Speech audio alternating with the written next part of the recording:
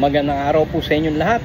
Kap Motor po, magbibigay ng update sa inyo dito sa lahat ng mag-change motor at plate update. Available na po sa app natin yung mga motor natin, sa driver app natin, na pwede na yung mga rider na mag-update sa app. Ayan, pwede na. So punta lang kayo sa profile natin, then settings, tapos yung account, tapos nakikita nyo dun yung add vehicle. Doon nyo po ipapasok yung kung mag-change motor po kayo sa app natin.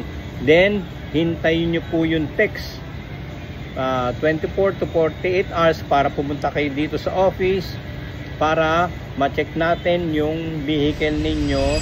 Mag-i-skills po tayo kung ang motor nyo galing kayo ng clutch papuntang automatic or automatic to clutch, vice versa po yan. Mag-i-skills po kayo.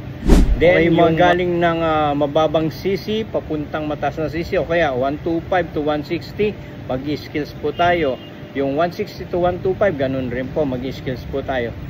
Same motor lang tayo, na parehas CC, kulay lang yung napalitan, hindi na po tayo mag-i-skills.